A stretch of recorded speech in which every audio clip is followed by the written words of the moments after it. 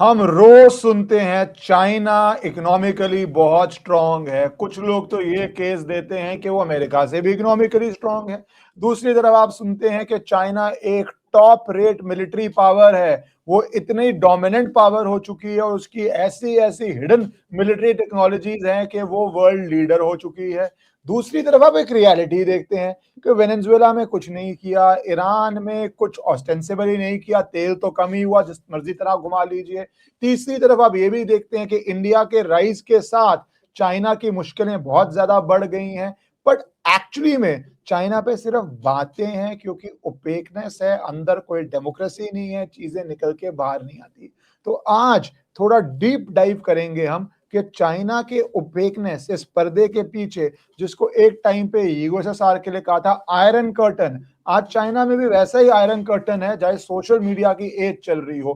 तो चाइना के अंदर चल क्या रहा है? क्या एक इकोनॉमिक क्राइसिस बन रहा है या नहीं बन रहा है? वो इकोनॉमिकली स्ट्रांग है। क्या एक मिलिट्री क्राइसिस बन रहा है? क्या नई टेक्नोलॉजी आ रही है या नहीं आ रही है? क्या वन चाइल्ड पॉलिसी ने चाइना की आर्मी को वीक कर दिया है या न्यू एज ने उनकी आर्मी को स्ट्रांग कर दिया? और इस सब का भारत, यूएस और वर्ल्ड पे क्या प्रभाव पड़ेगा? तो एक डीप डाइव करने के लिए हमारे साथ जुड़ गए हैं शामिक मोइत्रा जी, जिनको आप भली भांति जानते हैं और आप जानते हैं किस तरह वो डीप रिसर्च करते हैं। वो इकोनॉमिक पर्सपेक्टिव से पॉलिटिक्स भी प्रेडिक्ट कर पाए थे वेस्ट बंगाल की, जो अच्छे अच्छे पॉलिटिकल लोग नहीं प्रेडिक्ट कर पाए थे। और चाइना तो है ही एक इकोनॉमिक, एक मिलिट्री, एक जियोपॉलिटिकल पर्सपेक्टिव जिस पे उनकी नेचुरल महारत है। तो thank you Shamik for joining. Thank you very much. नमस्कार सबको। तो चाइना पे जो हम बात करेंगे इसमें तीन पहलू हैं। एक पहलू जिसके बारे में बहुत कम लोग जानते हैं, जो चाइना का डीप स्टेट है, उस पे थोड़ी सी रोशनी मैं डालूंगा। और रोशनी इसलिए डाल पाऊंगा कि उसके साथ मेरा एग्जैक्टली डायरेक्ट नहीं होगा कि, लेकिन थोड़ा बहुत संबंध हुआ है, संपर्क हुआ है, ऐसा कह सकते हैं। तो उसके बारे में थोड़ा मुझे पता है। दूसरा, हम चाइना की जो अभी आर्थिक अवस्था है, अर्थनीति की दृष्टि से क्या है, एक्चुअली स्ट्रांग है या वीक है, या प्रॉब्लम्स हैं, उसको कैसे वो झेल रही है, उस पे डेटा बेस्ड एक मैक्रो व्यू हम लेंगे। थोड़ा सा कंपैरिजन इंडिया के साथ करेंगे उसका, ठीक है। और तीसरा है जो सामरिक व्यू है, जो जियोपॉलिटिक्स से भी रिलेटेड है, लेकिन मिलिट्री पोजीशन क्या है उसका भी थोड़ा सा हम डीप डाइव करेंगे उसमें। तो पहले लेते हैं चाइना का डीप स्टेट। जैसे हम सब ग्लोबल डीप स्टेट, जो Anglo American US deep state, जो ब्रिटेन से डीप स्टेट उन्होंने इनहेरिट किया था, जो एक यूरोपीय डीप स्टेट था, जिसके सरगना इंग्लैंड के राजा या महारानी होती थी, और 1947-48 में उन्होंने अपना सारे कॉलोनीज को जो है एक एक करके छोड़ दिया, और डीप स्टेट का जो बागडोर है उसको अमेरिका को सौंप दिया। पर वो डीप स्टेट, वो तंत्र अलग है। ये कॉलोनियल, पोस्ट कॉलोनियल जो डीप स्टेट है, ये एक इंडस्ट्रियल स्टेट है। इसमें जो इंडस्ट्रीज के सरगना होते हैं, जैसे कुछ नामी जामी फैमिलीज जिसके बारे में पता है लोगों को, और कुछ फैमिलीज जिनके बारे में नहीं पता है, जैसे यूरोप में ऑर्सिनीज वगैरह हैं। ये एरिस्टोक्रेटिक फैमिलीज हैं जिनका ताल्लुक उनके राजा महाराजाओं के साथ भी है और व्यवसाय के साथ भी है। ये लोग नेपथ्य में पीछे रहते हैं। लेकिन इधर है आपके रॉकफेलर, रॉथस्चाइल्ड वगैरह इत्यादि, उनका भी ताल्लुकात राजा महाराजाओं के साथ है। लेकिन इनका जो स्प्रेड है वो यूरोप तक सीमित नहीं है, पूरे विश्व में है। और कहा जाता है कि अमेरिकी सीआईए और उसका जो फाइव आईज नेटवर्क है, जो दूसरे एंग्लोस्फेयर के इंटेलिजेंस एजेंसीज हैं, सब मिलके या तो अपने एलाइज को सशक्त करते हैं या फिर वहां पे डिस्टेबलाइज करते हैं, रिजीम चेंज करते हैं, जिसका प्रतिफलन हमको भारतवर्ष के दो बाहुओं में, जो हमसे छीन लिए गए, पाकिस्तान और बांग्लादेश, उसमें भी दिखता है, म्यांमार में दिखता है बहुत विकट तरीके से, दुनिया के दूसरे देशों में भी दिखता है, जैसे यूक्रेन हो गया, या फिर आपका अभी जैसा चल रहा है ईरान।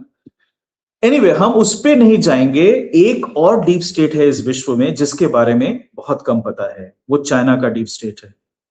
इसका जो निर्माण हुआ है वो हमको 1911 में ले चलती है, जब जो लास्ट चाइनीज इंपीरियल सिस्टम था वो टूट गया और चाइना वॉरलॉर्ड्स के कब्जे में आ गया। उसके विभिन्न प्रांतों में जो मिलिट्री जनरल से उन्होंने वॉरलॉर्डशिप अपना एस्टैब्लिश किया, वो बेसिकली ज्यादातर बैंडिट्स थे, पूर्वी सोल्जर्स वगैरह। तो बहुत ही एक सिविल वॉर की स्थिति आई, जिसके चलते कुओमिंतांग एक पार्टी बनी, जिसके प्रवर्तक थे सुन यात सेन, जिनको आज भी चाइना के कम्युनिस्ट हो या ताइवान के वो चियांग काई शेक के फॉलोअर्स कुओमिंतांग पार्टी के ही, ये दोनों अपना गुरु मानते हैं।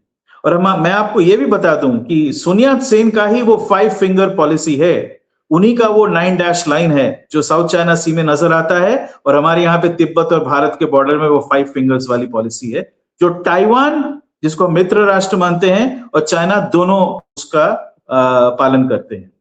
तो इसका जो निर्माण हुआ, ये जो नया स्टेट चाइना से तंत्र उभर के आया, उसमें उन्होंने क्या किया, सुन यात सेन ने जो फलसफा था, जो उनका 2 फलसफे हैं इसमें इंपॉर्टेंट हैं, एक है लाओ से या और दूसरे हैं संजू मिलिट्री, और लाओ से जो है उनका जो दार्शनिक स्टाइल है, वो यही जो है लाओ से, उनसे जो मैंडरिन फैमिलीज थे, जो एरिस्टोक्रेट थे चाइना के, वैसे तो एग्जाम देके वो पास करते थे, लेकिन वो वंश परंपरा से ही चलता था। वो लोग बाद में 19वीं शताब्दी में जब ये यूरोपियन कॉलोनियल पावर्स आए चाइना में, इन्होंने उनके साथ बहुत बड़ा ट्रेडिंग का एक संपर्क एस्टैब्लिश किया। और इन्हीं में से कुछ लोग, जब ये कुओमिंतांग पार्टी बनी और बाद में कम्युनिस्ट पार्टी ऑफ चाइना बनी, बाय द वे वो भी, उसका भी एस्टैब्लिशमेंट हमारे यहाँ पे जब आरएसएस और हिंदू महासभा वगैरह बन रही थी, चाइना में कम्युनिस्ट पार्टी बन रही थी सोवियत यूनियन के प्रशिक्षण में। तो वहां पे उन्होंने क्या किया, पहले तो ये ट्रेडिंग करके बहुत बड़े बन गए। हम सब ने सुना है हांगकांग और शंघाई में बड़े बड़े बिजनेस हाउसेस थे जो पूरे विश्व में ट्रेडिंग करते थे। बड़े बड़े एंग्लो चाइनीज जॉइंट मैरिज से एस्टैब्लिश किए गए बैंक्स भी थे, जैसे Hong Kong and Shanghai banking corporation. और आजकल चाइना में जो भी बैंक्स चल रहे हैं ना, ये भी नेशनलाइज बैंक्स है, उनका भी जो संगठन है वो इसी समय में हुआ था। लेकिन इसमें एक बहुत ही इंटरेस्टिंग बात यह है, दिलचस्प बात यह है कि चाइनीज कम्युनिस्ट पार्टी पहले माओ सेतुंग के कंट्रोल में नहीं था। 3 लोग थे वहां पे, माओ सेतुंग उनमें से सबसे जूनियर था, और वो 3 लोग जो थे वो प्रशिक्षण लेके आए थे मॉस्को से। ये मैं 1925 और 30 के बीच के दशक की बात कर रहा हूं। लेकिन माओ सेतुंग के साथ ये हुआ कि जो ये पुराने trading families, x Mandarin families, aristocrat से, उन्होंने आइडेंटिफाई किया कि ये लोग उठ रहे हैं, शायद इनका पलड़ा भारी चले। और अभी तो कुओमिंतांग का शासन चल रहा है, और उस समय चियांग काई शेक, सुन यात सेन मर गए तो उनके बाद चियांग काई शेक निकल के आए, उन्होंने वॉरलॉर्ड्स को शांत किया और कुओमिंतांग, केएमटी जिसको कहते हैं, उसका शासन एस्टैब्लिश किया over most of eastern and central China. Western China फिर भी फ्री था।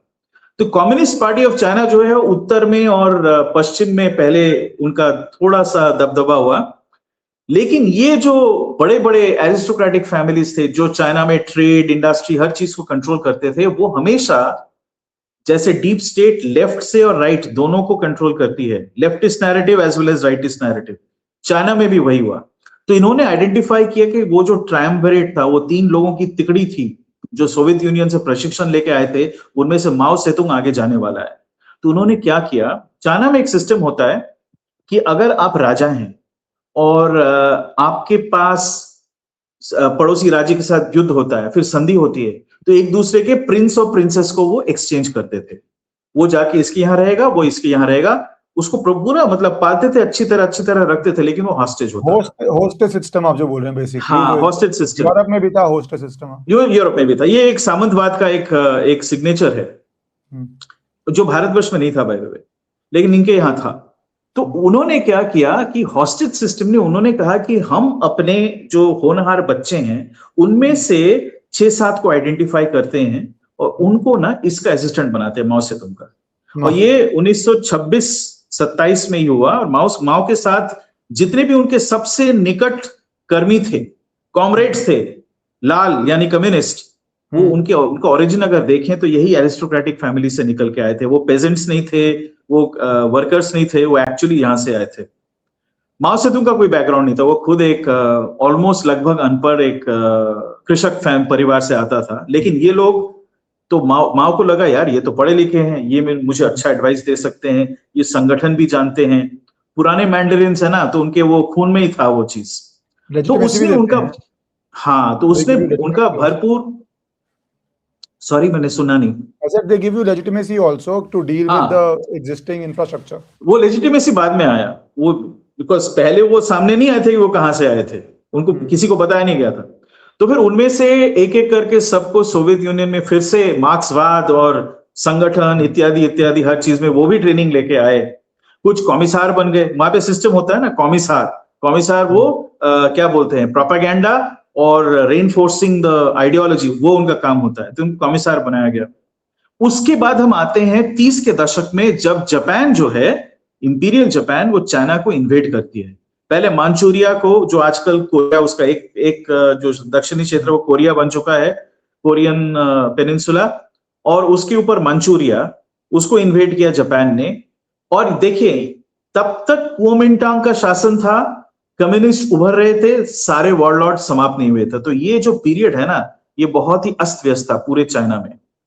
तो जापान ने जब इन्वेड किया तो एक टैक्टिकल पैक्ट बना कम्युनिस्ट्स और कुओमिंटांग के बीच में कि अभी हम फिलहाल लड़ाई नहीं करेंगे, हम लोग ये जो विदेशी इन्वेडर्स हैं उनके खिलाफ हम लोग एक स्ट्रगल करेंगे, वो हार जाए फिर देखेंगे क्या होता है। तो ये माओ के लिए अच्छा रहा, क्योंकि तब तक क्या था, इन 6 लोगों की सहायता से वो धीरे धीरे ऊपर आ गए थे, वो नंबर 2 बन चुके थे, और नंबर 1 से भी उनका ज्यादा चलता था, क्योंकि मास सपोर्ट उनका ज्यादा था, because he was a peasant, लोग उनकी बात सुनते थे ज्यादा। ओके, तो एक टैक्टिकल, ये नहीं हुआ कि हम साथ मिलकर लड़ेंगे, ये कहा कि हम लोग अभी लड़ाई नहीं करेंगे, या जितना कम हो सके उतना एंगेज करेंगे, हम दोनों का फोकस अलग अलग दिशा से जापान के ऊपर रहेगा। तो इन्होंने नॉर्थ और वेस्ट का मोर्चा संभाला कम्युनिस्ट ने, और सेंट्रल और ईस्टर्न पार्ट का मोर्चा कुओमिंटांग ने संभाला। लेकिन जापानीज आर्मी उस वक्त प्रबल थी। उस वक्त विश्व में 4 बड़े सुपर पावर्स थे। एक था जर्मनी नेचुरली, दूसरा आप कह सकते हैं बरतानवी हुकूमत, तीसरा सोवियत यूनियन, और चौथा जापान। यूनाइटेड स्टेट्स उभर ही रहा था, वो इंडस्ट्रियल पावर था, इंडस्ट्रियल पावर हाउस था, लेकिन मिलिट्री पावर उनका उतना ज्यादा नहीं था।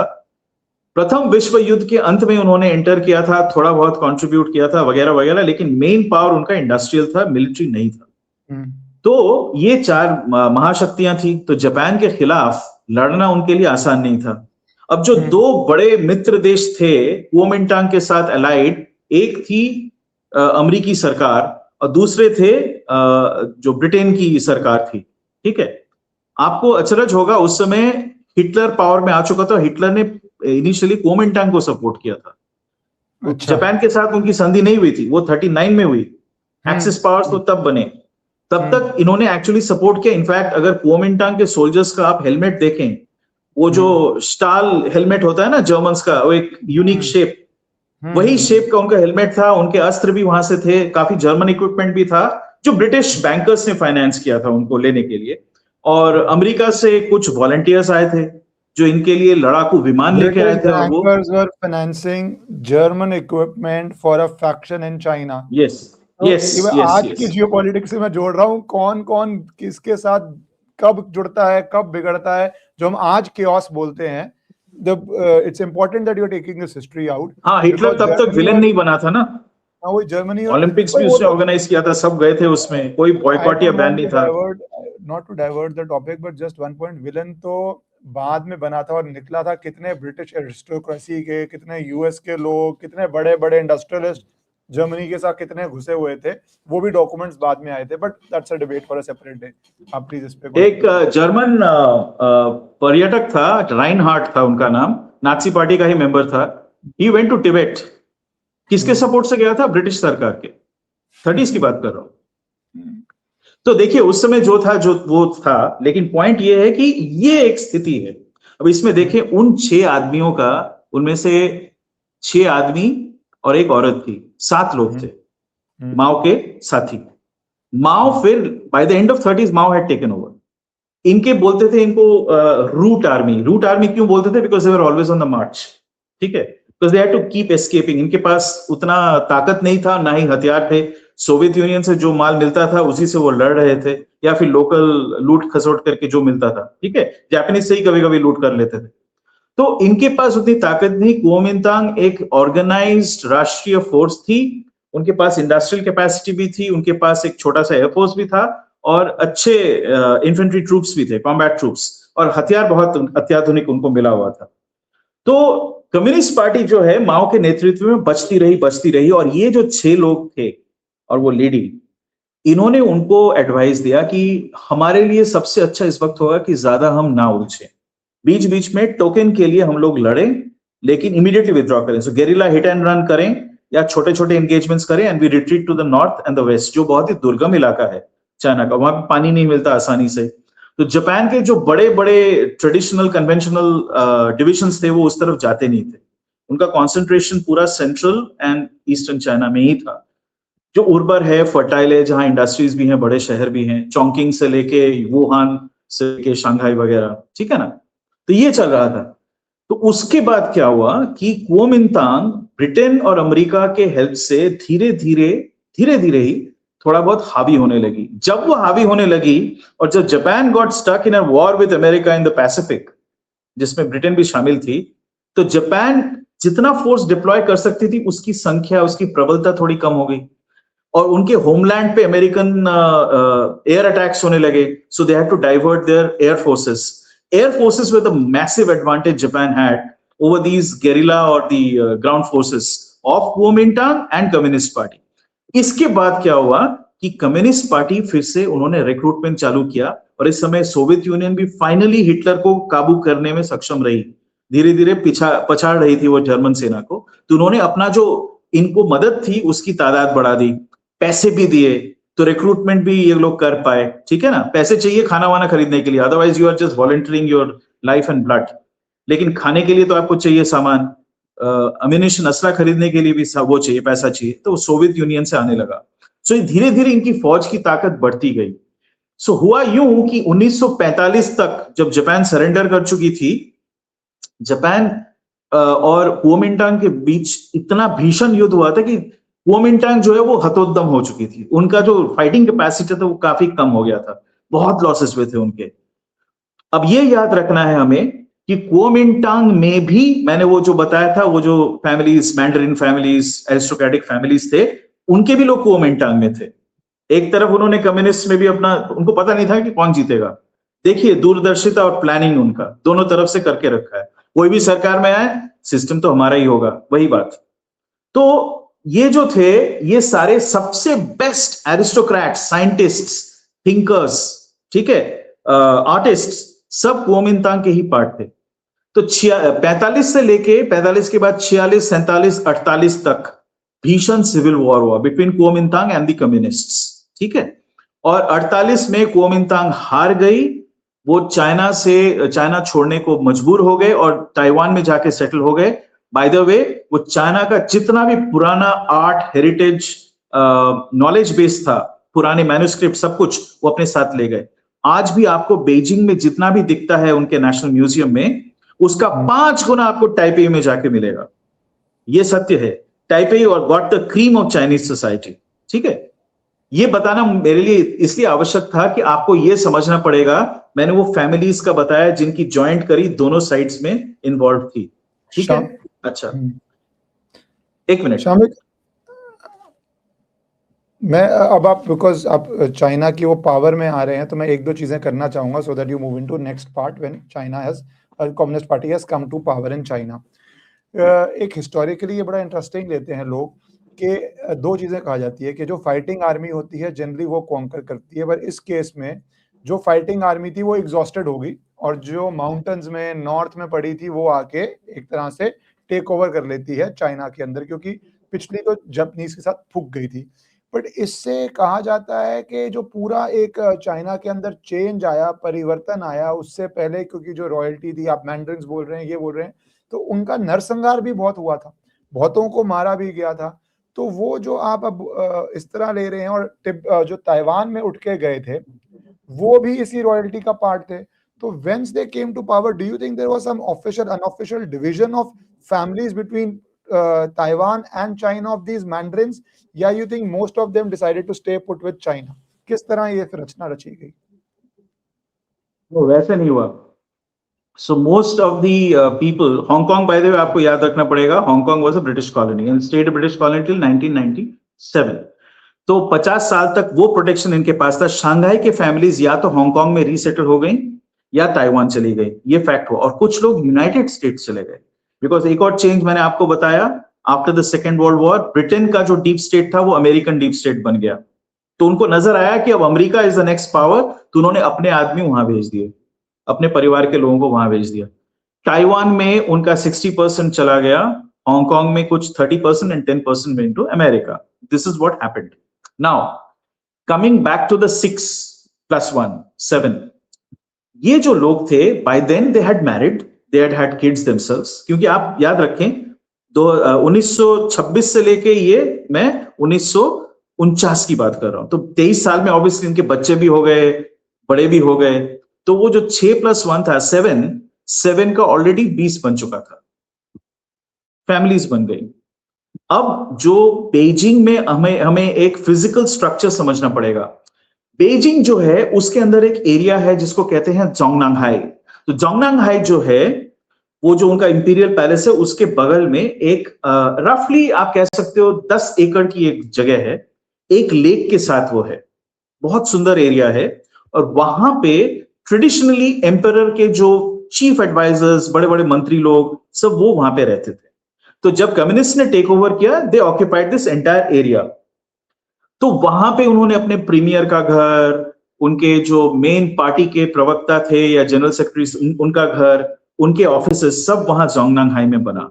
एंड उनके जो ये 7 साथी और उनका परिवार था, सबको एक एक कंपाउंड मिला, घर नहीं, compound. These are compounds, literally एक एक कंपाउंड एक किले जैसा है। ओके। और उसके बाद जो हुआ वो बहुत इंपॉर्टेंट है हमें समझना। ये जो 7 फैमिलीज थे वो आज के डेट में 36 फैमिली बन गए हैं। कैसे? कुछ फैमिली में वो बेटियां पैदा हुई तो फिर उन्होंने शादी करी, तो उनको भी बाहर नहीं रखा गया, उनको भी इंक्लूड किया गया। तो ये जो पूरा चाइना का कंट्रोल है, मैं मेनलैंड चाइना की बात कर रहा हूं, ताइवान पे मैं बाद में आता हूं। पूरा जो चाइना का कंट्रोल है, इसमें इन्होंने सेक्टर वाइज डिविजन किया, लीगल एंड इलीगल दोनों चीजों का। ये मत समझें कि एक डीप स्टेट जब क्रिएट होता है ना, तो वो दोनों चीजों पे उनका वर्चस्व रहता है। पॉलिटिकल प्रोसेस कंट्रोल करते हैं, वो आर्मी पुलिस कंट्रोल करते हैं, वो बैंकिंग कंट्रोल करते हैं, मैन्युफैक्चरिंग कंट्रोल करते हैं, trading, exports. Then you have different sectors, agriculture भी है, उस बहुत सारी चीजें हैं। तो उन्होंने क्या किया, ये ओरिजिनल 6 फैमिली और आज के डेट में जो 36 फैमिलीज हैं उनमें बांट दिया। 7वीं जो थी वो महिला, वो माओ सेतुंग की एक बीवी बन गई थी, इसलिए मैं उनका नाम नहीं ले रहा हूं। And she was removed from power later, so irrelevant to our understanding. तो वो 6 ही फैमिलीज थे। और ये फैमिलीज कौन हैं? ये उसी फैमिली के डिसेंडेंट्स हैं जो अब ताइवान में, हांगकांग में या यूएस में बैठे हुए थे। तो अब आप सोचिए कि क्या इनका लिंक खत्म हो गया था? क्या ये लोग कुछ नहीं कर रहे थे? अच्छा, एकदम hardcore extreme left agrarian communism जो माओ सेतुंग का मॉडल था, वो आप सोच सकते हो कि उसके मरने तक उसने चलाया, जिससे चाइना को उससे कुछ फायदा नहीं हुआ। In fact China was poorer than India GDP wise and per capita wise for the longest time. फिर 80s से जब दंग शाओपिंग ने रिफॉर्म्स चालू किए और निक्सन और किसिंगर का इन्होंने वो किया था देतौंत, उन्होंने कहा हम इंडस्ट्रीज यहां लगा देंगे, जो हमारे गंदे वाले इंडस्ट्रीज हैं, पोल्यूटिंग इंडस्ट्रीज हैं, तुम लोग ले लो, मैन्युफैक्चरिंग करो, ठीक है, हम तुम्हें टेक्नोलॉजी भी देंगे, तुम सिर्फ सोवियत यूनियन को सपोर्ट करना छोड़ दो। तो चाइना एक अलग पावर बन के उभरती है, और ये होता है पॉइंट जहां पे चाइनीज डीप स्टेट टेक्स। मैं मेनलैंड चाइना की बात कर रहा हूं, मैं ताइवान पे आऊंगा, बहुत इंपॉर्टेंट है इसको समझना। तो पहले आप देखें, यूएस के सहायता से, including monetary and technological help, China में इंडस्ट्री डेवलप होती है। चूंकि पहले से सेक्टर्स डिवाइडेड थे, ठीक है, और पॉलिटिकल कंट्रोल भी डिवाइडेड था, उन्हीं फैमिलीज को वो सेक्टर्स मिल गए। जैसे यहाँ टीएमसी का तोलाबाजी होता है ना, वो भी एक्सट्रैक्ट करते हैं, because they own through various other front organisations, they have stakes in all these businesses. They are officially members of the Chinese Communist Party. उनमें से कुछ लोगों को आप सामने देखते हो, जिनका नाम मैं नहीं लूंगा फॉर ऑब्वियस रीजंस, मैं नहीं लूंगा उनका नाम। उनको आप सामने देखते हो, जो इनका जो प्लीनरी सेशन होता है ना, उसमें वो जो सीनियर्स आते हैं, उनमें से कुछ उन्हीं फैमिलीज में से है, ठीक है। अब देखिए, उनके जो रिश्तेदार थे, जो ताइवान चले गए थे, मैंने बताया था ना, ताइवान में 60% चले गए थे, हांगकांग में 30 और बाकी 10 यूनाइटेड स्टेट्स में। इन लोगों ने क्या किया, ताइवान में अगेन अमेरिका की मदद से, वो पहले से ही हो रहा था, they established what is known as a high tech industries. उसका कारण मैं बता देता हूं। Everybody is heard of Chinese porcelain, ठीक है, दुनिया में बेस्ट पोर्सिलिन वहीं से आता है, दे आर रियली, वो माहिर है, उन्होंने इन्वेंट किया था पोर्सिलिन का आर्ट। उसमें आप नोटिस करेंगे बहुत सूक्ष्म कारीगरी रहती है, मतलब एकदम माइक्रोन लेवल का वो हाथ से बनाते हैं, सेरामिक बनाते हैं, उसके ऊपर वो वेरी थिन सेरामिक प्लेट्स, फिर वेसल्स, बर्तन वगैरह, फिर हाथ से कारीगरी होती है।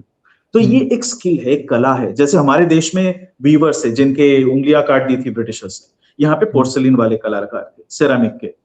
जो सेमीकंडक्टर होता है ना, उसमें भी सिमिलर स्किल सेट्स, वो ट्रांसफरेबल है, that mindset is required, because कारीगरी बहुत सूक्ष्म होती है।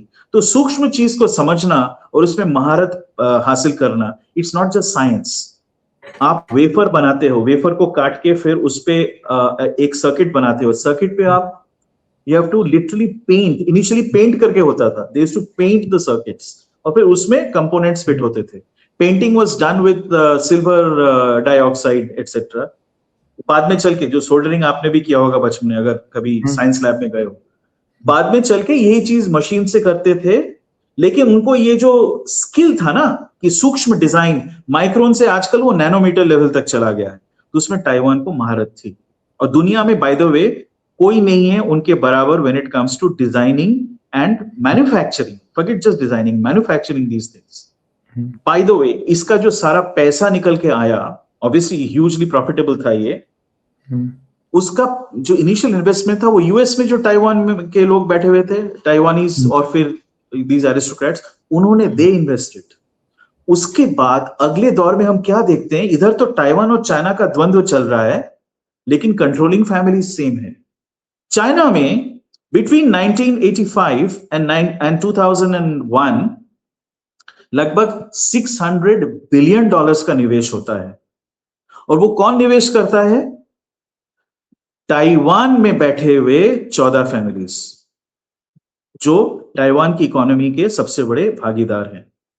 ठीक है, सो देखें, यूएस से पैसा आ रहा है, सिर्फ आप इक्विटी तो नहीं डालते हो, डेट भी डाल देते हो, वहां से चीपली पैसा उठा के ताइवान में डाल दिया, यहाँ पे कैश बनाया, फिर मेनलैंड चाइना में डाला, क्योंकि mainland China is not acceptable as an international manufacturing and trading hub. तो चाइना में आप लोगों ने सुना होगा, शंघाई के उस तरफ, मैं नाम भूल रहा हूँ, पी से है, जो नया शहर बना है, शंघाई का ही पार्ट है, उडोंग है, क्या है, जो भी है, वहीं पे आपको वो जो इंटरेस्टिंग टावर्स नजर आते हैं, हाई राइज बिल्डिंग, वो सब वहां पे है। वो पूरा का पूरा ताइवानीज मनी से बना हुआ है। तो चल क्या रहा है, एक तरफ हम कहते हैं हम राइवल रहे हैं, चाइना बोलती है नहीं ये तो हमारा एक प्रोविंस है, ठीक है, ऑटोनॉमस है, लेकिन हमारा ही पार्ट है। दूसरी तरफ ताइवान बोलती है हम कभी उसके साथ नहीं मिलेंगे। ये एक पॉलिटिकल पोजीशन है, just to keep the separation. तो दो तरफ से आप पैसा बना रहे हो। अब तीसरे तरह से ताइवान में जो Taiwan has become the hub of some international flows of money, China is another hub, और तीसरा है आपका हांगकांग, जहां पे कैपिटल मार्केट है। Shanghai and Hong Kong are the two major capital markets the Chinese control. The third is Singapore. उसको भी मत भूलना। वही मैंडरिन फैमिलीज वहां पे भी घुसे हुए हैं। ओके, तो अब ये है कि चाइना की जो स्थिति है, चाहे आप आर्मी में देखें या चाइनीज कम्युनिस्ट पार्टी में देखें, या फिर बाय द वे उनके पास कोई, हम बोलते हैं PLAN, People's Liberation Army, Navy, but reality is it's still the army. China everything is army, उसका एक नेवल यूनिट है, एयर यूनिट है और ग्राउंड यूनिट है, दैट्स ऑल। तो वहां पे जो थिएटर कमांडर्स होते थे ना, वो ज्यादातर यही फैमिलीज बोलती थी कि इसको बना या उसको बना। तो ये जो अभी शी जिनपिंग हैं, Xi Jinping was a peripheral, उसके जो पिता थे वो एक मिड लेवल के ऑफिशियल थे वेस्टर्न चाइना में, तो वहां से आए हैं ये। And he was purged by Mao Tsetung, he was purged, so the family was in the बूमडॉक्स।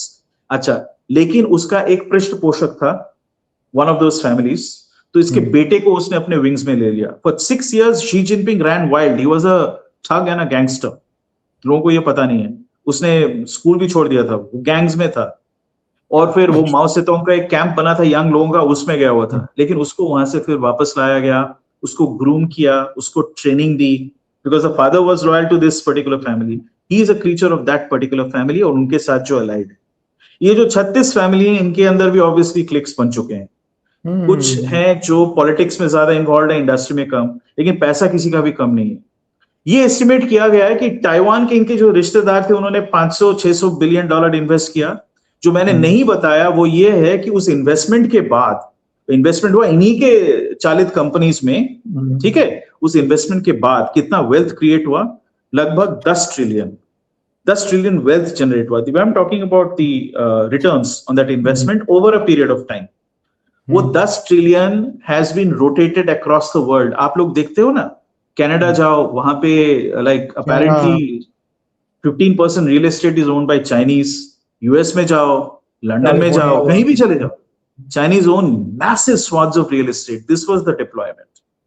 Second thing, China ने एक चीज बहुत अच्छी तरह की। अब मैं थोड़ा सा यहां से हट के इकोनॉमी पे आता हूं। पहले तो मैंने ये समझा दिया कि वो 36 फैमिली क्यों कंट्रोल में है। They thoroughly control different aspects of Chinese society. वो लोग ये भी डिक्टेट करते हैं कि हमारा कल्चर किस दिशा में जाएगा। इसीलिए आप एक चीज सोचो ना, बड़े अचरज की बात मैं आप सबको बताता हूँ जो आप सब लोग देख चुके हो। चाइनीज कुंफू मूवीज देखी है ना, कुंफू मूवीज, फिर वो उनका वो जो एंशिएंट मूवीज होता है जिसमें जेटली आएगा, एक जनरल होगा, ठीक है, वो बहुत बड़ा माहिर तलवारबाज। तो ये सब semi mythological, heroic, champion creation, myth creation, ये क्यों कर रहे हैं मूवीज के द्वारा, वो भी ये लोग कंट्रोल करते हैं। And those movies generate more money today than Hollywood does. वो उसको क्रिएट किया है so that they can create a soft power also. तो उसको भी वो कंट्रोल करते हैं because they have gone into their past, जहां पे जापानीज को विलेंस दिखाया जाता है फ्रॉम एंशिएंट टाइम्स, ठीक है, और चाइनीज को हीरो दिखाया जाता है। हमारे भारतवासियों को वो भी विलेन दिखाया जाता है। ऑलराइट, लेकिन कंट्रोल जो है पब्लिक माइंडसेट का, वो इसके थ्रू किया जाता है because you don't have any alternative कुछ है नहीं। फ्रैंकली जो टर्की आजकल करने में लगा हुआ है, किस तरह, हाँ, Turkey is doing the same myth making. एकदम सही पकड़ा आपने।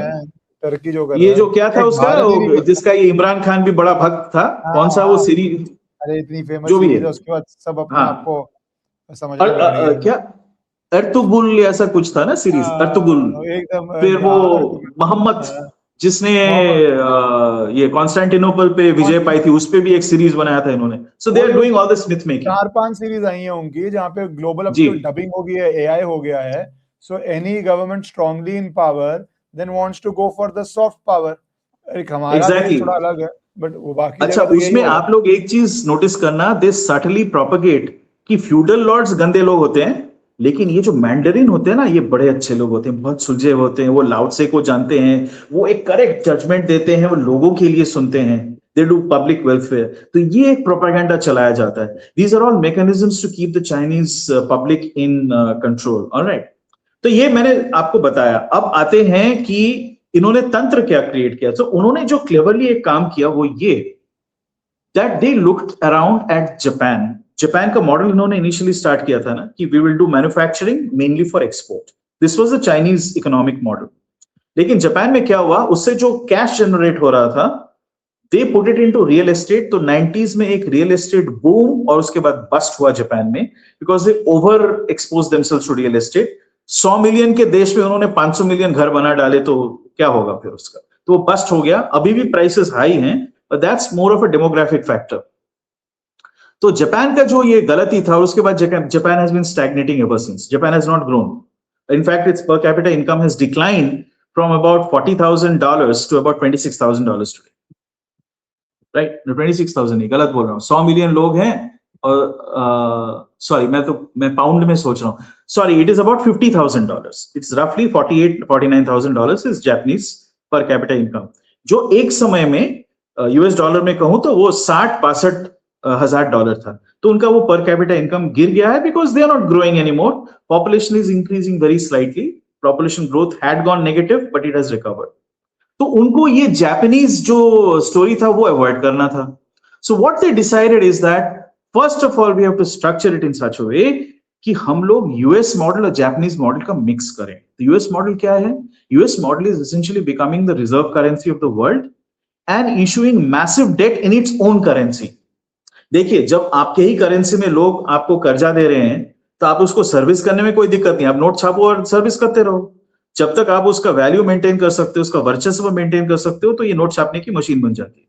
सो द चाइनीज टुडे, मैं आपको एक दो तीन चीजें बता देता हूं। Number one, they ensure that they generate about $1 trillion surplus. So export minus import has traditionally been maintained at $1 trillion.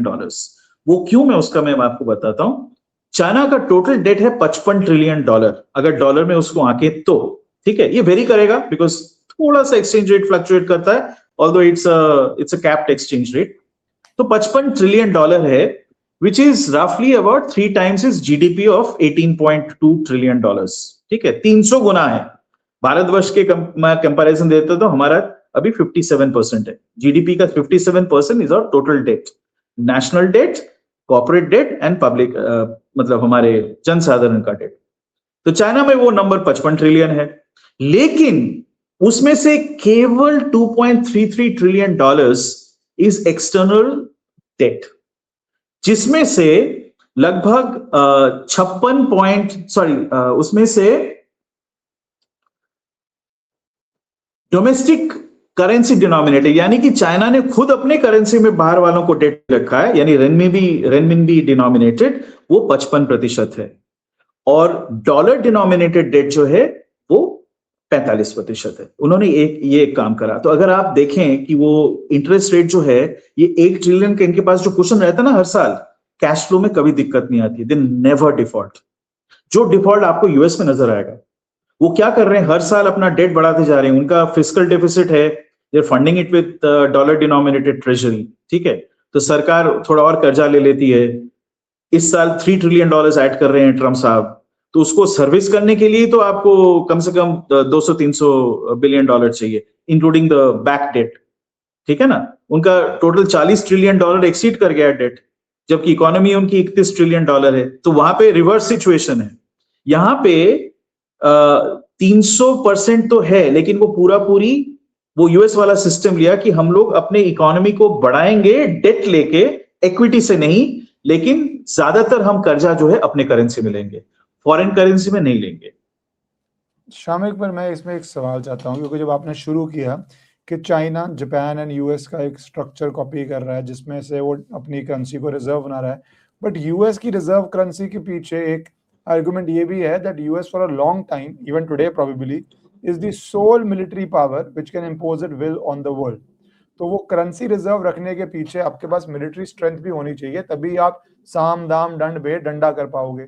Do you think China has anywhere near become that sort of a military power to back its currency by force when it needs to? जिस तरह US ने पूरा वो, not to make it a long argument, but जिस तरह petro dollar पूरा create किया आपने, उसके बाद बेसेस क्रिएट करे, उसके बाद सिक्योरिटी प्रोवाइड करी, उसके बाद फैमिलीज को, डिक्टेटर्स को, रॉयल्टीज को पावर में रखा, पूरा ढांचा पता है आपको।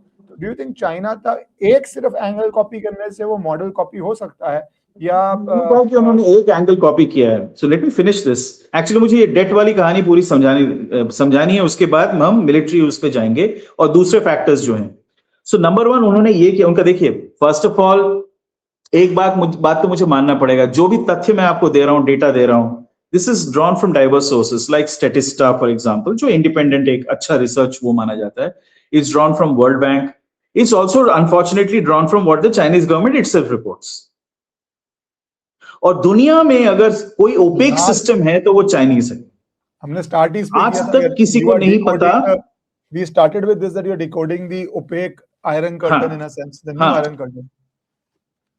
तो आज तक किसी को नहीं पता कि चाइना का जो पॉपुलेशन है वो एक्चुअली कितना है, जनसंख्या कितनी है, किसी को एग्जैक्टली नहीं पता। चाइनीज गवर्नमेंट को they have given up. My own estimate is, मैं उस पर आता हूं, एक मिनट, मुझे वो जनसंख्या एक थोड़ा सा अलग टॉपिक है, मैं डेट वाला खत्म कर लेता हूं।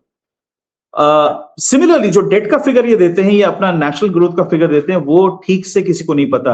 एक्सपोर्ट इंपोर्ट का हमें पता है, क्योंकि वो तो मतलब पता है ना, दूसरे देश इंपोर्ट कर रहे हैं, उनको पता है कि उन्होंने कितने का किया, तो वो जो आंकलन है वो करेक्ट है। Therefore if China is exporting $4.1 trillion every year and importing about $3 trillion worth, वो करेक्ट है, वो नंबर करेक्ट है, उसमें कोई शक नहीं है। उसके ऊपर जो भी है एवरीथिंग स्पेकुलेशन। तो मैं एक चीज बता दूं, उनके हिसाब से और वर्ल्ड बैंक के हिसाब से जो है, उनका external debt to GDP ratio is 12%, भारतवर्ष का 20% है बाय द वे। ये भी मैं बता दूं कंपैरिजन के लिए। यूएस का कितना है external debt to GDP ratio, it's about 33%, क्योंकि वो जो $40 ट्रिलियन का डेट है ना, उसमें से लगभग 13 ट्रिलियन इन्होंने बाहर वालों को ट्रेजरी बेचा हुआ है, बाकी सब डोमेस्टिक। तो China is actually sitting in a very good position when it comes to continuing its expansion of external debt, जब तक लोग उनके दिए हुए आंकड़ों पे विश्वास करते रहे। क्योंकि आप याद रखें, ये डेट जो है इसका अधिकतर भाग जो है वो रेनमिनबी डिनोमिनेटेड है, उनके अपने लोकल करेंसी में वो लोग उसको छोड़ते हैं। ठीक है, सरकारी डेट जो है वो भी बता दूं मैं आपको, टोटल है $14 ट्रिलियन का, थोड़ा सा कम है उससे, $14 ट्रिलियन के आसपास। कॉर्पोरेट डेट इज उसका double 28 trillion, and 13 trillion is private debt, यानी मॉर्टगेज, क्रेडिट कार्ड्स, लोन्स वगैरह वगैरह। ठीक है, तो ये उनका टोटल डेट है। इसको हम अगर दूसरे तरीके से देखें, और अब प्रॉब्लम शुरू होता है स्ट्रक्चरल। मैंने आपको बताया कि इनका एक्सपोर्ट जो है 4 ट्रिलियन है, बाय द वे ये पिछले 10 साल से 4 ट्रिलियन। क्यों? क्योंकि जो ग्लोबल इन्फ्लेशन दर है इट इज रफली 2.2%। This is the world wide inflation का रेट। ओके, किसी देश में 130% भी हो सकता है, लेकिन वो देश इतना बड़ा नहीं है कि वो इफेक्ट कर पाए। तो एवरेज दर जो है 2.2%। तो अगर आप दुनिया के 65% मैन्युफैक्चर्ड गुड्स के ऑलरेडी एक्सपोर्टर बन चुके हो इन ऑल मेनी कैटेगरीज, उससे ऊपर कहां जाओगे? तो चाइना जो है वो जापान वाले ट्रैप से नहीं बचा है, it got trapped, and this happened जब शी जिनपिंग पावर में आए उस समय। ये 2008 के बाद वो जो क्राइसिस चली थी, 2010 का पीरियड था, 2012 आई थिंक 11 या 12 में ये पावर में आए। उस समय China was facing this huge crisis कि भैया सरप्लस जनरेट ही नहीं हो रहा, पैसा कहां पे डालें हम, और इस इकोनॉमी को कैसे आगे बढ़ाएं। क्योंकि वापस जाते हैं उस मैंडरिन परिवारों के प्रति, उसके ओर उनका पूरा सिस्टम क्या था? सॉफ्ट पावर से लोगों को मुग्ध रखो, उनको ये बताओ कि हम तुम सबसे बढ़िया सिस्टम में रहते हो दुनिया में, जॉब्स जनरेट करते रहो ताकि इनकम आता रहे, इनकम लेवल्स को बढ़ाओ, और चाइना में जो ड्रीम है सबके लिए घर, अपना घर, वो सबसे बड़ा ड्रीम है उनका। ठीक है, वो उसकी सुविधा प्रदान करो। कोई भी चीज इस चीज को अगर उखाड़ दे या थोड़ा सा भी आंच पहुंचाए तो उनके पावर का बेस कमजोर हो जाता है। By the way, fentanyl drugs का धंधा, बाकी illegal trade, human trafficking, organ harvesting, वो भी वही लोग करते हैं। तो उसके लिए जरूरी ये है कि जो पब्लिक सतह है वो शांत रहे। उसमें अगर प्रोटेस्ट चालू हो जाएगा तो ये सब करना आसान नहीं रहेगा। जैसे ममता बनर्जी को उखाड़ के फेंक दिया, लोगों ने उखाड़ के फेंका ना, इसलिए ममता बनर्जी क्या चाहती थी? आप दंड से हो, भय से हो, जैसे भी हो, पब्लिक सतह को एकदम काम रखना है, so that I can carry on with my activities. यहां पे भी उनका वही ध्येय था। तो जब ये क्राइसिस सामने आया कि भैया हमारा एक्सपोर्ट तो बढ़ नहीं रहा है, नए जॉब्स नहीं हो रहे, अब क्या करें? They diverted massive amounts of money into real estate. America में वो आपको मॉर्टगेज बहुत चीप मिलता है, इंग्लैंड में भी mortgage rates in the west are quite cheap. India में अभी आपको इंटरेस्ट रेट शायद 7-8% देना पड़ता है, 8.5% तक, लेकिन अमेरिका में यही रेट जो है 2% 3% होता है। तो चाइना ने वो मॉडल अपनाया, लेकिन एक डिफरेंस था, वहां पे जो मैक्सिमम आप बोरोइंग कर सकते हो वो 75% ऑफ प्रॉपर्टी वैल्यू थी, 25% आपको अपना देना पड़ता था। तो ये जो China is by the way the highest spending investment and savings nation in terms of savings mobilisation. Savings mobilisation 42% के आसपास है, लेकिन उसका एक बड़ा प्रतिशत यही घर बनाने में लग जाता है। तो वो 25% वाला जो डाउन पेमेंट था वो यहां से आ रहा था। अब क्या है, दिक्कत ये है कि मैंने आपको बताया कि जो इनके एलीट हैं वो हर एस्पेक्ट को कंट्रोल करते हैं। तो इनके जो स्टॉक मार्केट में स्पेकुलेशन होता है ना, वो म्यूचुअल फंड्स नहीं करती हैं। चाइना में भी म्यूचुअल फंड्स हैं, इंश्योरेंस कंपनीज हैं, लेकिन majority of speculation is by certain rich industrial houses, again control in turn by वही जो फैमिलीज हैं, या फिर ताइवान के फैमिलीज या दूसरे। तो अब पब्लिक के पास इन्वेस्ट करने का एवेन्यू क्या है? दो ही हैं, रियल एस्टेट एंड गोल्ड। लेकिन वो हमारी तरह गोल्ड के पीछे उतना नहीं भागते हैं। इंपॉर्टेंट है चाइना में भी, लेकिन हमारी तरह नहीं है। Real estate has become the biggest absorber of savings. तो इन्होंने क्या किया, पहले अपने लिए रहने के लिए घर खरीद लिया। उनका इकोनॉमिक लेवल ऐसा है कि सबके पास $10,000 का इनकम है, तो ये लोग सब $50,000 $60,000 के घर अफोर्ड कर सकते थे। अब चाइना में क्या हुआ, इन्होंने, मैंने बताया था कि रियल एस्टेट सेक्टर को उन्होंने हवा दी।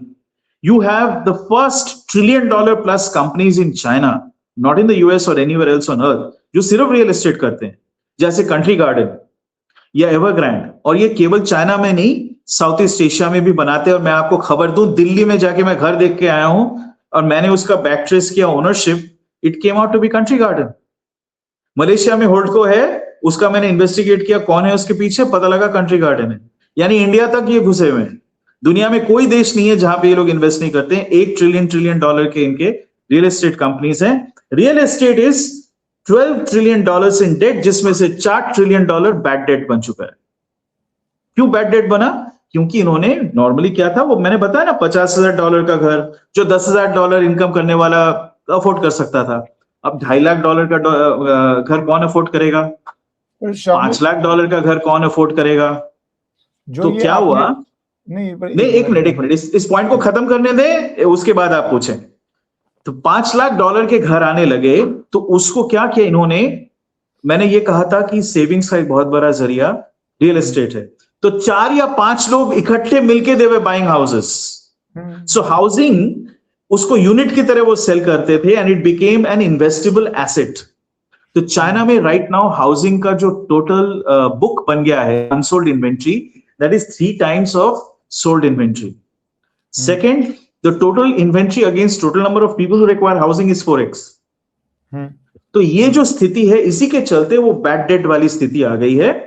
और उनका 12 ट्रिलियन का जो डेट बैंक्स ने दिया है for mortgage as well as for building new projects, वो दैट हैज बेसिकली गॉन ठप, कंप्लीटली गया वो काम से।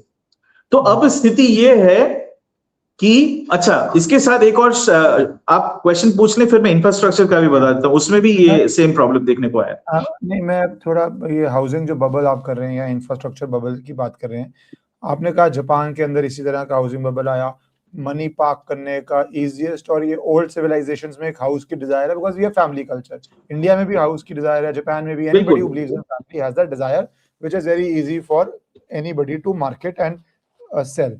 तो ये जो हाउसिंग बबल आ गया है, इसके अंदर घोस्ट टाउन्स भी आ रहे हैं, घोस्ट सिटीज भी आ रही है।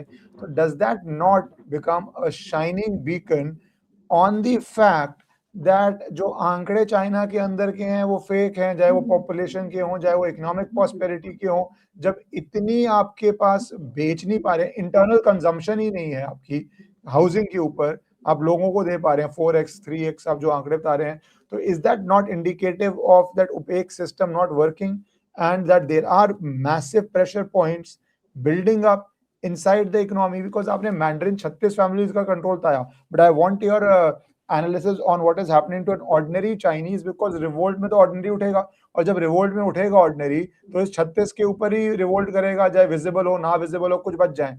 So what is the middle class and the ordinary Chinese facing? We only saw Tiananmen Square. उसके बाद का क्या हुआ? देखिए, इसका मैं बता देता हूं, इसका पॉलिटिकल डायमेंशन ये है कि मैंने कहा था कि अगर आप इकोनॉमी को बढ़ा नहीं सकते हो या कोई एक दिशा से आप एक growth driver apart from exports नहीं क्रिएट करते हो, तो जॉब्स मिलने बंद हो जाएंगे, इनकम बढ़ना बंद हो जाएगा, फिर ये क्राइसिस आ जाएगी, और जो क्राइसिस आ चुकी थी।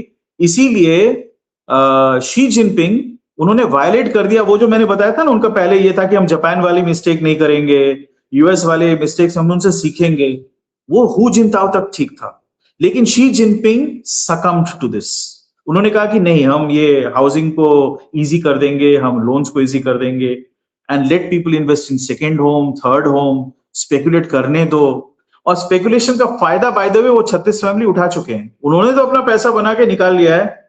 एवरी ईयर चाइनीज गवर्नमेंट ने बैन लगा के रखा है, आप चाइना का पैसा बाहर लेके नहीं जा सकते हो, लेकिन किसी ना किसी तरीके से these people are siphoning out estimated $500 billion outside China. $500 billion कैसे कर रहे हैं? तो उसमें मैंने कहा था ना, that's why they control both the legitimate economy और illegitimate economy. उसमें से लॉन्डर होके बाहर जा रहा है। All that stuff that's happening. China is now the #1 supplier of artificial drugs. दुनिया भर में जो आर्टिफिशियली ड्रग्स तैयार होते हैं, ओपियोइड ड्रग्स, जिसका एक टोटल एपिडेमिक स्टेट पे आ गया है यूएसए, वो चाइना सप्लाई करती है, वही म्यांमार के रास्ते से। इसीलिए म्यांमार कंट्रोल के लिए चाइना और अमेरिका परस्पर में भिड़े हुए हैं, जिसके बारे में भी हमने एक पॉडकास्ट में बताया था। अब पॉलिटिकल रिपरकशन ये हुआ है कि इनका सेविंग्स, रिमेंबर मैंने कहा था सेविंग्स का एक बहुत बड़ा प्रतिशत 4-5 चीनी लोग मिलके एक घर खरीदते थे as a second home, investment home. अब वो कोई खरीद नहीं रहा है ना, वो बिल्ड हो रहा है बिकॉज काफी प्रोजेक्ट बीच में जाके रुक रहे हैं, तो उनका पैसा फंस गया। Yet they are having to pay the mortgage देना पड़ रहा है ना, क्योंकि पूरा तो उन्होंने दिया नहीं, वो 75% का वो मॉर्गेज फिर भी है। तो इसके चलते there have been huge protests, सिर्फ हाउसिंग क्राइसिस की वजह से नहीं, it has had a knock on effect. उनके कई जगह पे उनके जैसे प्राइमरी और सेकेंडरी इंडस्ट्रीज थे, यानी कि आयरन एंड स्टील जैसे हो गया, या मेटल इंडस्ट्रीज जो हैं, सीमेंट मैन्युफैक्चरिंग एटसेट्रा, इन पे बहुत असर पड़ा है। So what these Chinese families did is, you'll notice, they actually shut down many of the Chinese plants. पर वो प्लांट्स बंद नहीं हुए, उनको कहां शिफ्ट किया? उन्होंने वियतनाम में शिफ्ट कर दिया, मेक्सिको में शिफ्ट कर दिया, ब्राजील में शिफ्ट कर दिया। ओके, तो प्रोडक्शन फिर से जारी है using the same machines but in different locations जहां पे ये स्थितियां नहीं है। ऐसे चलता है चाइना का डीप स्टेट।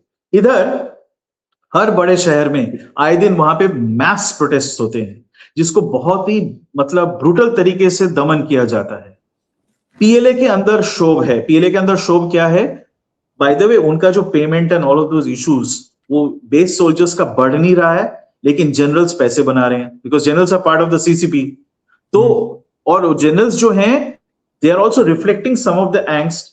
फिर शी जिनपिंग ने 300 जनरल्स का पर्ज किया, which is like the Stalinist purges. तो इससे क्या हुआ है कि पीएलए का जो संगठन है ना, मैं उनके हथियारों की बात नहीं कर रहा, उनका जो संगठन है वो पूरी तरह से बिगड़ा हुआ है, उसका संतुलन एकदम गया है। जो इनका वेस्टर्न कमांड है, which is the one facing India, western theatre बोलते हैं वो लोग, थिएटर बोलते हैं। तो वेस्टर्न थिएटर में जो आर्मी है, उनके डिविजन और ब्रिगेड लेवल तक के अफसर्स तब्दील कर दिए गए हैं 3 से 4 बार इन द लास्ट 5 years। तो हाउ कैन यू स्टेबलाइज ऐसा फोर्स? कैसे लड़ेगा? कैसे अपना ट्रेनिंग प्रोसेस कोऑर्डिनेशन स्टेबलाइज करेगा? तो इस वक्त जो है ऑर्गेनाइजेशनली ये जो 36 फैमिलियां चला रही हैं चाइना को, कहीं पे तो मैनेजमेंट में प्रॉब्लम है ना, वो जो स्ट्रक्चरल प्रॉब्लम्स है उससे कोप नहीं कर पाई है।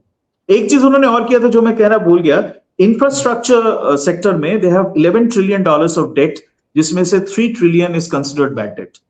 मैं कॉन्सिक्वेंसेस पे आना चाहता हूँ, बिकॉज आपने पिक्चर पूरी पेंट कर दी है। तो जैसे आपने बोला प्रोटेस्ट चल रहे हैं, do you think? No wait, let me finish the infrastructure point.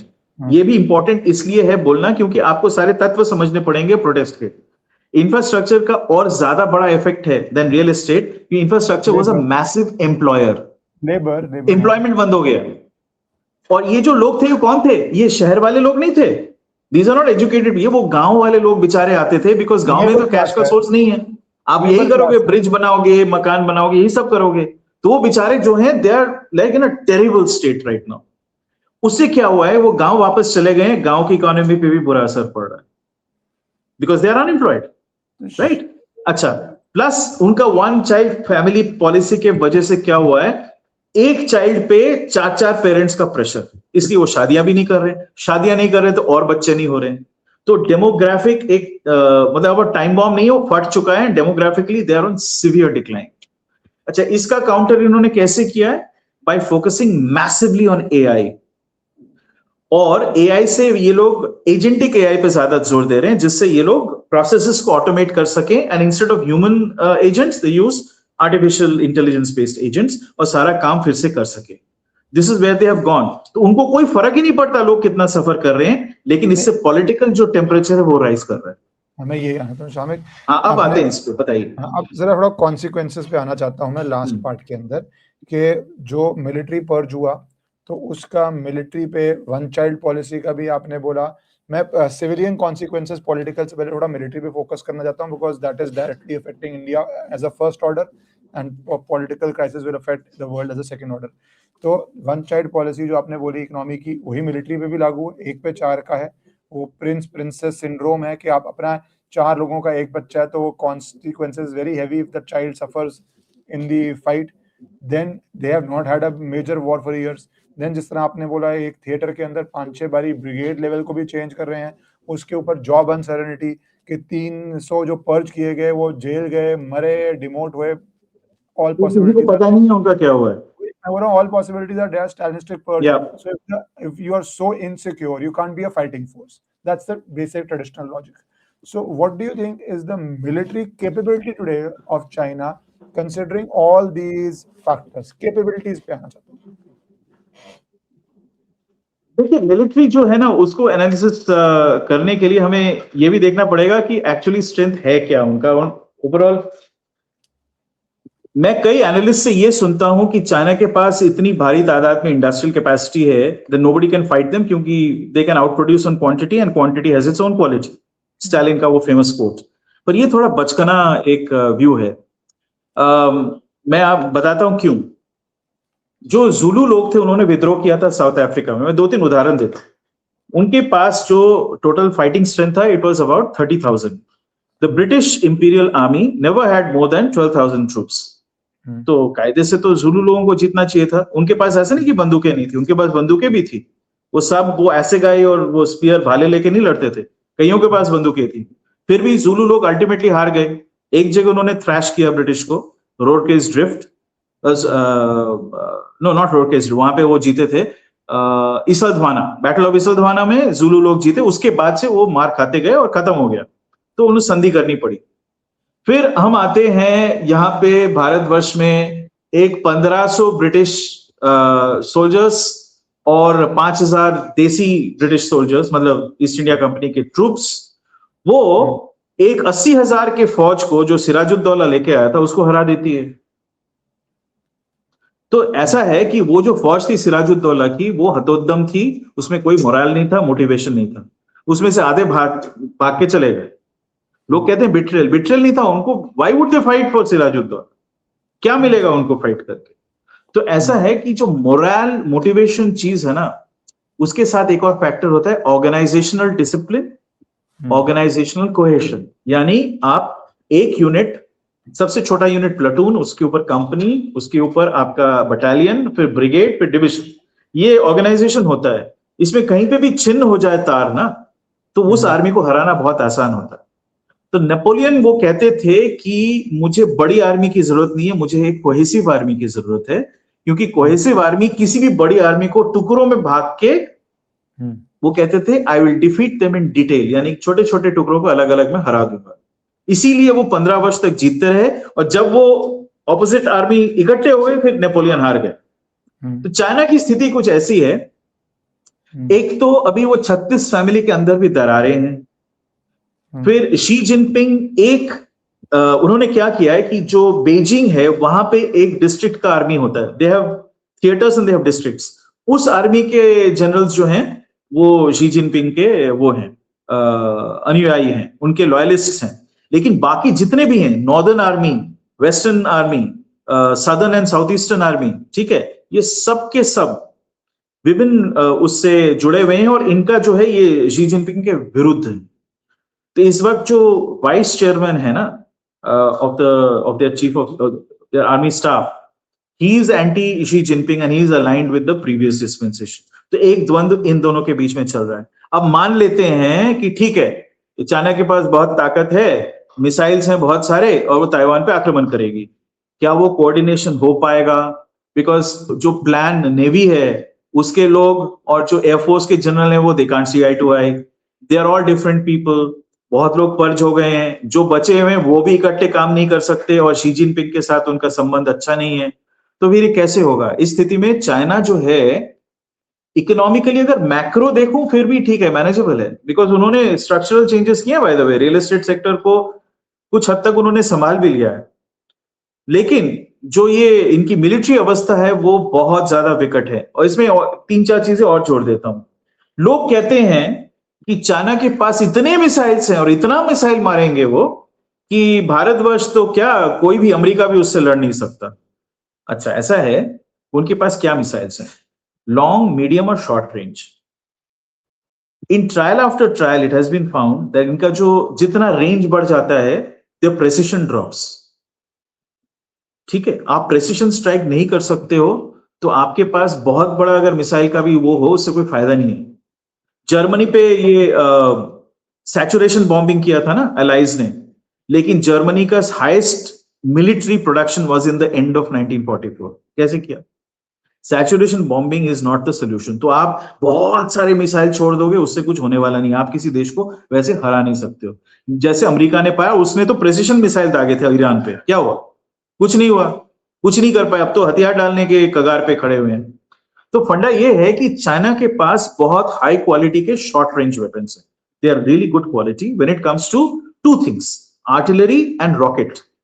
ठीक है, उनके रॉकेट्स 300 किलोमीटर रेंज के हैं। They are quite precise, they are good. The moment you step into the medium range, IRBM and ICBM range, the precision is missing. When it comes to air strikes, हम सब सुनते हैं PL-15 के export version से हमारे एक Rafale को मार के गिराया पाकिस्तान ने, बिकॉज एक किल चेन बनाया था apparently using Chinese radars and US AWACS. It's a bit of nonsense. वो एक अलग टॉपिक बन जाएगा, पर मैं इतना कह सकता हूँ वो PL-15 अभी हमारे पास पड़ा हुआ है। उसको निकाल के, उसका सारा पुर्जा निकाल के, उसको स्टडी करके हमने समझ लिया है कि इसको जैम कैसे करते हैं और इसका क्या तोड़ है। तो यही हुआ है। Chinese precision equipment is still very suspect. उनके जो टैंक फोर्सेस हैं, सबसे बड़े टैंक ट्रायल्स रशिया में होते हैं by the way. Russia has holds this annual वो टैंक वर्सेस टैंक एक्सरसाइज, उसकी capabilities demonstration. The Chinese always come last. In the top 5 वो लास्ट में होते हैं। India typically comes in number 2 or 3. Best performers are surprisingly they are the Kazakhs. They apparently know their tanks very well, maybe because their skills are good. जो भी है, India भी एक बार जीती थी, बट जनरली 2 या 3 में आती है। रशिया इंडिया के बीच में चलता रहता है। The Chinese don't perform very well. Their tanks even catch fire. अभी पाकिस्तान के पास जो टैंक्स है वो ज्यादातर चाइनीज टैंक्स हैं एंड नोटोरियस फॉर ब्रेकडाउन्स। तो इनके पास इक्विपमेंट है, इंडस्ट्रियल कैपेसिटी है, पर क्या वो इंडस्ट्रियल कैपेसिटी उस मिनिमम क्वालिटी की है? मेरा प्रश्न ये है कि क्या वो मिनिमम क्वालिटी की है जिससे आप ओवरवेलम कर सकोगे दुश्मनों को? आपने बना तो सब कुछ दिया, देखने में वही दिखता है, चमचम एक अस्त्र है, मिसाइल जैसा दिखता है। यही तो पूरा जिसे बोलते ना $1 बोलो या $1 ट्रिलियन क्वेश्चन है कि आपने कोई जंग ऑफिशियली लड़ी नहीं है फॉर 4 or 5 decades। अनऑफिशियली भी नहीं लड़ा है ना, कहाँ लड़ा है? हाँ, अनऑफिशियली ठीक है, नहीं मतलब लड़ा ही नहीं आपने। ईरान को सपोर्ट कर रहे हैं, चाइना को, पाकिस्तान को सपोर्ट कर रहे हैं, all that nonsense at a very minute level. जंग नहीं है वो, यू राइट, वो जंग नहीं है। I take your point. तो जंग तो लड़ी नहीं आपने, बातें ही बातें हैं। और वो कौन था, माइक टाइसन का, to put it in a very simplistic term, the best laid plans last till the first punch is thrown on the face. तो वो फर्स्ट पंच जब थ्रो होता है तो आपका है नहीं। तो ये तो मिलिट्री डायमेंशन है, द ग्रेट अननोन है। उसमें मिलिट्री डायमेंशन पूरा खत्म नहीं किया, उसमें 2 बहुत महत्वपूर्ण चीजें हैं। एक मैं आपको बता दूं, Iranian missiles they derive from Chinese designs, but please understand, Iranians are fabulous engineers. उनका avionics is of Iranian and Russian manufacture. The Russians have assisted them, but it's mainly Iranian own engineering. इसीलिए वो लोग बना पाए। They used the Chinese tech, modified it and made lethal weapons. Secondly, हम सुनते हैं कि चाइना के पास इस वक्त 1000 stealth fighters हैं, J-20 and the upcoming J-35, जो प्रोटोटाइप से अभी प्रोडक्शन में आया है। लेकिन वो जो J-20 है इनके पास, उसका RCS जो बताते हैं वो है नहीं। नंबर 2, हमने ईरान में भी देख लिया कि even the American F-35s have been detected and shot down. तो stealth is an overblown, overhyped thing. Stealth से कुछ नहीं होता है। आज के डेट में आपको क्या चाहिए? You need amazingly good radar and passive detection ability. तो EOT हो या ISA हो, जो भी हो, आपको वो चाहिए जो बहुत इफेक्टिव हो। तो आप डिटेक्ट जितनी जल्दी कर पाओगे उतनी जल्दी आप मार के गिरा सकते हो, चाहे वो गोल्फ बॉल जैसा ही दिखे, you can still kill it. दूसरा, आपके पास प्रेसिशन वेपन्स होने चाहिए जो उस पर एक्ट कर सके। ये दोनों चीजों पे एक बहुत बड़ा सवालिया निशान है चाइना के एयरक्राफ्ट पे। तो चाहे वो 1000 एयरक्राफ्ट भी लेके आ जाए, as long as they can be detected, they can be shot down. It's as simple as that. And today, आज के डेट में ये जो युद्ध है, हवाई युद्ध, वो क्वांटिटी का बात नहीं है या क्वालिटी का बात नहीं है। It is all about beyond visual range. आपके पास पर्याप्त क्वांटिटी में मिसाइल्स हैं, चाहे आप स्पेस के किसी प्लेटफॉर्म से फायर करें हवाई जहाज से करें या ग्राउंड से करें, as long as you can detect and shoot down, it does not matter. So I don't subscribe to this theory that oh my god quantity से वो ओवरवेलम करके हमको परास्त कर देंगे. ये एक बहुत ही बेकार तत्व है, इसका कोई मायने नहीं है. ओके नहीं तो वो तालिबान कैसे जीतते अमेरिकियों के खिलाफ, सबसे बड़ा एग्जाम्पल तो वही है. उनके पास कोई टेक्नोलॉजी है क्या? मैं तो मानता ही हूं कि चाइना, देखो मैं ये मानता हूं कि अगर आपके पास शक्ति है तो वो दिखती है. यूएस, आप बोलो ईरान में जो भी हालत हुई नहीं हुई, अफगानिस्तान में जो भी हालत हुई नहीं हुई, वेनेजुएला में तो ग्रेट सक्सेसफुल ऑपरेशन जहाँ पे वर्ल्ड को एक सेकंड सोचना पड़ गया, कोई सीक्रेट वेपन डेवलप नहीं हो गया या इस तरह प्रेसिडेंट को लेके आगे उसके बाद जो भी क्लैरिफिकेशन हुई. तो जब तक शक्ति दिखे ना, एक पॉइंट के बाद लगता है वो शक्ति है ही नहीं, वो ग्रेट ब्लफ है. तो ये तो चाइना का है. बट मैं लास्ट थोड़ा संक्षेप में चाहूंगा आपसे कि जो एक अच्छी चीज है वो भी बता दूं बिफोर यू गो देयर. उनका electronic surveillance and satellite based surveillance is pretty good. ये एक क्षमता है उनके पास. इकोनॉमी तो है ही है, ब्लफ के बीच में वो भी है. हाँ है, ये नहीं कुछ भी नहीं है, ऐसा तो नहीं है. That's what I'm saying, that I'm not making a simplistic case के कुछ भी नहीं है. बट जिस तरह आप आंकड़े आ रहे हो, मैं एक अंतिम पार्ट में आता हूँ कि ओपेक कंट्रीज के साथ ये होता है that you do not realize how big the problem is. जो आप भी बोल रहे हैं, कुछ डाटा चाइना का लेना पड़ रहा है till it goes to hell, till the bubble burst, till the USSR breaks apart, right? So do you think जो political pressure आपने थोड़ा पहले बोला था कि protests हो रहे हैं in the infrastructure, real estate, various reasons, do you think there is any danger of this bubble bursting in China one day and a regime change happening, or a USSR style of revolt or government change, जिस भी तरह बोलें, in the sense जो current order है 1949 का, do you think that can get changed with the economic pressures and the people's pressure in China? That's the ending. Demographic and economic pressure पे मैं ये कहूँगा कि please consider the alternative viewpoint, which is a bit devious, but consider it like this. One child policy का direct consequence क्या है? Direct consequences today China में युवक कम है. विद्रोह युवक से होता है, अधेड़ उम्र के व्यक्ति से नहीं होता. मैं जाके स्ट्रीट में प्रोटेस्ट करके कुछ नहीं कर पाऊंगा, मैं मध्य वयस्क हूं, मैं क्या करूंगा? तो युवक की संख्या कम है. काफी युवक इन्होंने एक, बाय द वे चाइना में 3 सिस्टम चलते हैं, एक पुलिस है, एक आर्मी है, एक इन्होंने एक पैरामिलिट्री फौजों का प्राइवेट आर्मी क्रिएट किया हुआ है. उसमें there are 6 million people employed. Can you believe it? तो ये China, these people are looking at कि युवकों की संख्या कम है तो हम इनको काबू कर लेंगे. और अगर नहीं कर पाए, उसके लिए 6 मिलियन की फौज खड़ी हुई है. जो प्राइवेट आर्मीज है वो 36 फैमिलीज की. They are divided into different parts. Okay, तो इस वक्त इन्होंने, जो मैंने कहा था अभी, they have done some restructuring. उन्होंने ना बेल आउट्स नहीं किया रियल एस्टेट सेक्टर का. दे have done 3 things. State government ने अपना इंस्टीट्यूशनल बैकिंग दे दिया और बोला लोकल गवर्नमेंट्स को, you by the inventory, unsold inventory. तो बैलेंस शीट से प्रेशर हट गया थोड़ा.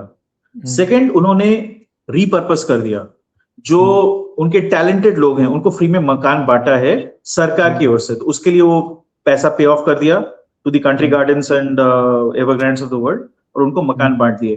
तो ऐसे they have actually distributed 500,000, but 500,000 is nothing in the scheme of things, but फिर भी it eases the pressure.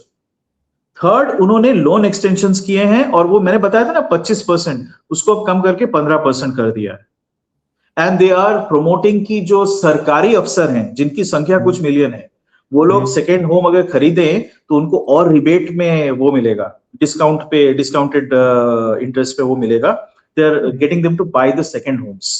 Alright, और वो बोल रहे कि हम आपको गारंटी देते हैं, आपकी तो नौकरी है, उसमें ये हो जाएगा. And finally what they are doing is, एक प्रोजेक्ट फंडिंग का उन्होंने वो किया है कि जितने भी अनफिनिश्ड प्रोजेक्ट्स हैं, या तो अगर वो एकदम ही अनवायबल है तो उनको एक्सप्लोसिव से मार के गिरा दो, और जो लेट से 30-40% खर्चा हुआ है उस पे, स्ट्रक्चर पे, वो आप धीरे धीरे आसान किश्तों में 10 साल तक देते रहो टू दीज बिल्डर्स, और बाकी जो है उनको प्रोजेक्ट कंप्लीशन के लिए फंडिंग दे दो.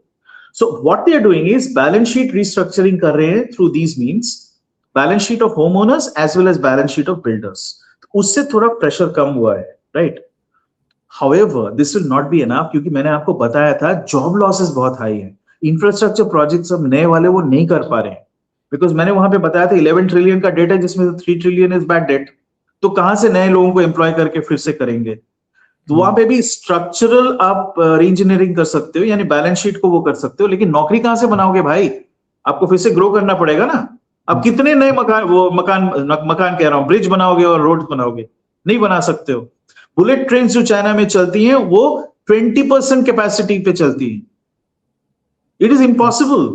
तो ये जो स्थिति है, इससे जो अनएम्प्लॉयमेंट बढ़ा है, रियल एस्टेट का थोड़ा प्रेशर कम हुआ है, लेकिन ये जो बड़ा वाला प्रेशर था वो कम नहीं हुआ है। And you know what, China में जो रेवोल्यूशन अब तक हुए हैं वो कभी भी शंघाई में स्टार्ट नहीं हुआ। हमेशा जो सेंटर में सिटीज है ना, बाय द वे चाइना का सबसे बड़ा शहर है चोंगकिंग, चोंगचिंग बोलते हैं वो उसको, ठीक है, सबसे बड़ा शहर है, it's the biggest metropolis in the world. 100 million लोग रहते हैं वहां पे, 100 million, it's a massive area. उसमें 8 शहर है जो एक कन्वर्बेशन, एक अर्बन सेंटर बन चुका है। वहां पे बहुत स्थिति बिगड़ी हुई है। So what they trying to do, बहुत सीनिक एरिया है, they trying to promote tourism, लेकिन उतने टूरिस्ट उस तादाद में आ नहीं रहे हैं।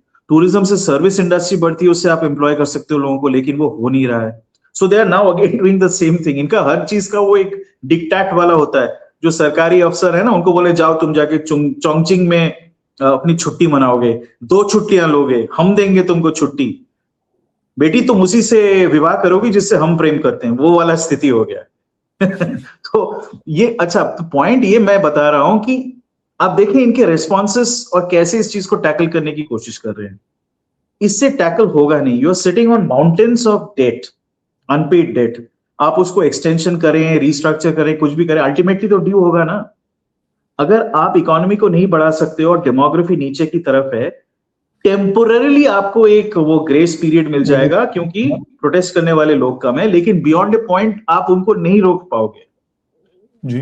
चाइनीज पीएलए में आपको पता है ना कि 1/3 उनका वो कंस्क्रिप्शन 2 साल का सर्विस करते हैं वो लोग, दे कंस्क्रिप्ट आर्मी, उनको आदमी नहीं मिल रहे हैं।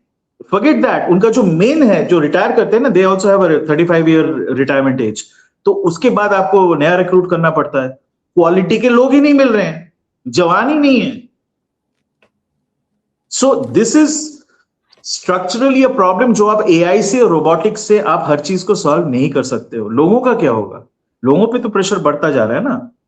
जी जी। मान लीजिए वो 36 फैमिली हर चीज एआई से मैन्युफैक्चर कर लेते हैं, लोगों की आवश्यकता ही नहीं है क्या? क्या सबको आप मार दोगे? क्या करोगे उनका? वो तो वही तो बोल रहा हूँ, वो एआई तो एक सेपरेटेड हो जाएगा शामिल। पर नहीं, तभी ये जो ओपेक के पीछे आपने आज इतनी सारी जानकारी दी कि क्या क्या प्रेशर पॉइंट्स बन चुके हैं, अब कब फटते हैं या मैनेज हो जाते हैं, ये तो अभी फ्यूचर इवेंट्स बताएंगे। पर जितने प्रेशर बने हुए हैं, फट भी सकते हैं, one day we could wake up that the iron curtain is lifted. It is difficult to see, बहुत मुश्किल है कहना, बहुत मुश्किल है कह पाना। मैं एक आखिरी पॉइंट बताता हूं। एक वो अर्थशास्त्री ना, टॉमस पिकेटी, वो यूहान यूनिवर्सिटी में एम्प्लॉयड है बाय द वे। उन्होंने ही बोला है कि दुनिया जो है it is going towards automated manufacturing, job creation नहीं होगा। Humanity needs to be creative, creative pursuits के लिए आपको लीजर टाइम चाहिए। So the government should ensure universal basic income, जो राहुल गांधी भी बोलता है, जो बाइडेन भी बोलता था, ठीक है ना, वेस्ट के लोग भी बोलते हैं, वो भी वोक फिलॉसफी है। आया कहां से है? Wuhan University, French economist called Thomas Piketty, China. That's the way they are going towards.